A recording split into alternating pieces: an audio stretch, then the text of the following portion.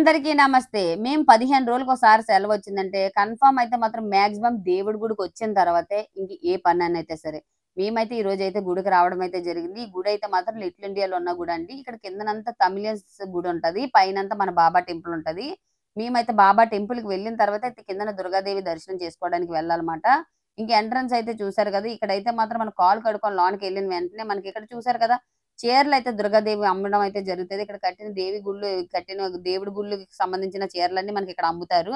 ఇంకా మనకి బాబా టెంపుల్‌కి వెళ్ళాలంటే లిఫ్టే మాత్రమే ఉంటది. మెట్లుండవు. మేము మూడో ఫ్లోర్‌కెళ్ళాలి బాబా టెంపుల్‌కి మాట. ఆల్రెడీ అందరూ దిగి మనం ఎక్కుతున్నామాట. అలాగుంటదిమాట ఇక్కడ బాబా టెంపుల్‌కెళ్ళాలంటే. ఇంక లోన్‌లో ఎంట్రన్స్ అయితే మాత్రం బాబా టెంపుల్ చూసారు కదా! ఎంత ప్రశాంతంగా ఉంటదో. మనకిక్కడ దేవుడి గుడి దగ్గర పళ్ళు, కాయలు అలాంటివైతే మాత్రం కొట్టడం ఉండదు. ఒక పాలు ప్యాకెట్ ఏమైనా తీసుకుంటే మనం ఈ పక్కన పెట్టేసి ఆ పాలు ప్యాకెట్ వెళ్లి దండం పెట్టుకోవడం మాత్రమే ఇక్కడ.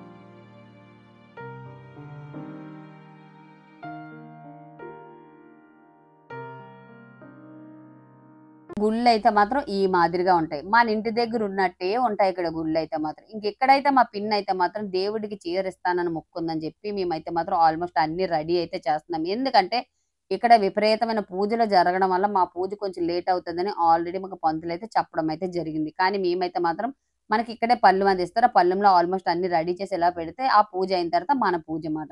ఇంకెక్కడైతే మాత్రం హోమాలు ఆల్‌మోస్ట్ అన్ని పూజలైతే ఈ గుళ్ళో ఈరోజైతే జరుగుతున్నాయి. నిజంగా ఈరోజు మేము గుడికి రావడం గూడా చాలా లక్కీ.